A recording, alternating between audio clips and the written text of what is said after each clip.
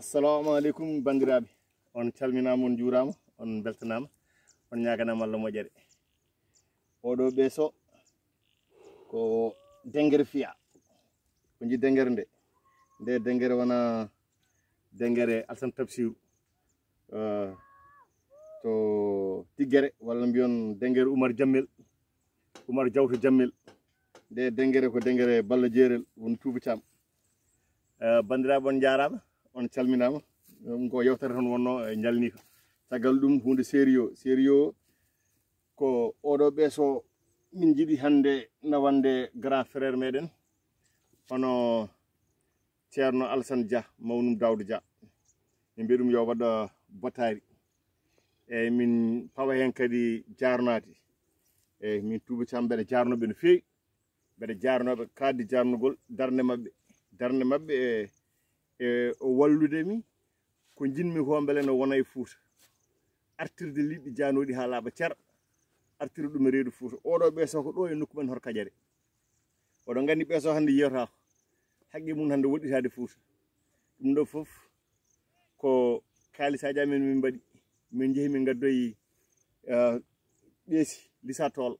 taw ko ɓeeson tokson kayale tokosi min gaddoyno kayale ɗe hande jibini ha mbatti jibinde ɗiɗo mawɗi oɗon gandi ɗiɗo kam ko ɗo jibina ha purnere mawdu hande a wawi jogude haqqi mum teddude eywa ɗum ɗo hande so heɓama reedu Fouta weltat wontan ɗo wonno kadi komin mbiyata on ne wona ho ene wona soko artirde liɗɗi e Fouta ha lingu natta jarde hay batte e Fouta kamɓe noon eɓe paami ɗum tigui koye grand frère Harouna ha yetti Daouda e ceerno Alassane garowo sasa fo waddima encouragé to projet am to oɗo projet so en darima en jaggui hen komin mbiyon ko ma won soko artirde liɗɗi e Fouta ha moƴƴa kala neɗɗo gonɗo e nder diwan he taw no wawi ñamde no yiɗiri ni taw kadi wona liɗɗi gummotoɗi bang yo bang ne gara ena gara e men ne mbaɗa ganda congelé en natti jogade hay gu o nini ƴiƴam nini o daade ƴiƴam keccam nini dengere joni o fiya dengere o nani joni noon mi jaggamo joni mi nawtamo mi waɗamo oto mi nawnamo ceerno Alassane mbiya ɗum yo wat bottari mi jarni Allah nira mum mbeɗa jarnoɓe no fewi min Touba Thiam e nder ko gonmi e dow mum ko e darde darimi nde e ko jimmi wadde ko e ballal ngal ɓe jogui ngal en particulier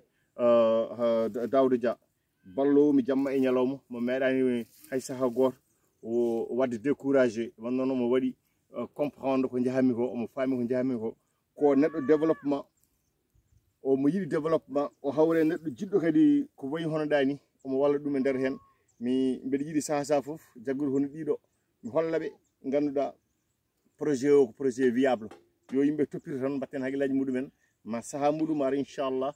jeereji men ɗi e enen surtout enen commune mo Horkadiere no woruno ma ɗum weltu ha waya ganduɗa no meeɗano waade walla ha waya no wano nden c'est à dire liɗɗi garta e Fouta ha moƴƴa ha timma eywa neɗɗo fof noon gumum min guwam ko ga yaari alaji ɓeeso oɗo joni somi heɓano tellidoma e laana he haqqe makko teddude min fof mi ibritimo warñede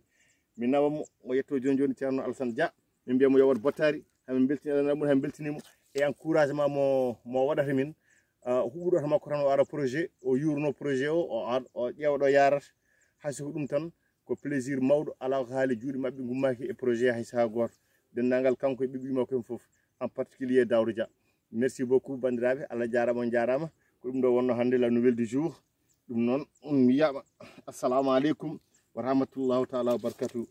wallam dengere nde no yaltirga mi ƴeewa ƴeltin dengere nde eyo omo wonde tokoso noon kanko woni mawɗo o tokoso o nende ga eyo